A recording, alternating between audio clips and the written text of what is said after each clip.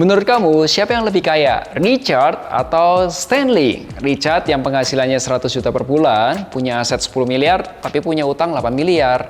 Atau Stanley yang penghasilannya 80 juta per bulan, punya aset 8 miliar, tapi utangnya 3 miliar. Definisi masuk kategori orang kaya itu harus punya uang berapa sih? Yuk kita bahas lebih detail. Hai, ketemu lagi nih bersama Melvin Mumpuni di channel YouTube Moduit. Kali ini saya mau cerita mengenai orang kaya di Indonesia atau high net worth client di Indonesia. Seberapa kayanya mereka dan berapa banyak jumlahnya. Info selengkapnya langsung kita bahas. Menurut teman-teman, orang kaya atau yang disebut high net worth individuals itu orang-orang seperti apa sih? Nah, orang kaya kalau versi Forbes selalu diukur dari net worth-nya atau kekayaan bersihnya. Saya akan coba jelaskan mengenai net worth-nya di chapter 2. Jadi sabar dulu ya. Tapi saya kasih contoh dulu. Berikut ini daftar 10 orang terkaya di Indonesia dan dunia versi Forbes. Perhatikan deh. Mereka, Forbes ya, mengukur angka kekayaan itu berdasarkan net worth-nya, bukan dari penghasilannya, bukan dari asetnya, atau juga bukan dari utangnya. Nah, menurut Knight Frank, sebuah konsultan di bidang wealth management dari luar negeri itu mengatakan standar dari high net worth individuals, atau kita singkat HNWI, itu adalah orang-orang yang memiliki kekayaan bersih minimal 1 juta dolar Amerika. Kurang lebih setaranya 15 miliar rupiah. Nah, berdasarkan Wealth Report 2023 oleh Knight Frank, jumlah high net worth individuals di Indonesia itu tahun 2017 sebanyak 24.500 jiwa. Dan ini terus meningkat hingga 36 ribuan di tahun 2022.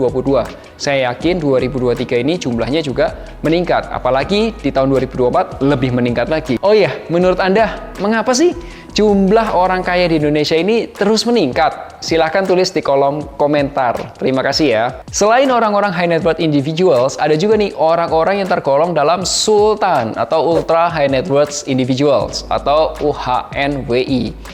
Orang-orang yang memiliki kekayaan minimal 30 juta US dollar atau 450 miliar rupiah. Berdasarkan Wealth Report 2023, Knight Frank, Indonesia merupakan salah satu negara dalam 10 besar negara di dunia dengan pertumbuhan ultra high net worth individuals tertinggi periode 2021-2022. Jumlahnya di Indonesia pada tahun 2017 mencapai 350 jiwa dan terus tumbuh mencapai 556 di tahun 2022. Ya, pertumbuhannya hingga 651 ribu jiwa hingga 2027. Itu ekspektasinya ya. Lalu apa yang dimaksud dengan net worth atau kekayaan bersih? Kita bahas di chapter 2. Net worth itu berasal dari kata net yang artinya bersih dan worth yang artinya kekayaan, kemakmuran. Jadi net worth diartikan adalah nilai kekayaan bersih kita. Net worth itu sendiri, kekayaan bersih sendiri itu selisih antara asetnya kita dengan utang. Aset dikurangi utang. Contoh, siapa yang lebih kaya, Jill atau Ron? Kita lihat, Jill dan Ron merupakan seorang pemilik bisnis yang memiliki berbagai macam aset. Net worth Jill dan Ron itu merupakan total dari seluruh kekayaannya dimiliki Jill dan Ron dikurangi cicilan dan utang sewanya. Net worth-nya Jill itu total asetnya, jumlahin aja 300 juta tambah 3 juta tambah 3 miliar dikurangi total utang Jill 700 juta tambah 150, jadi masih sisa 2,7 miliar.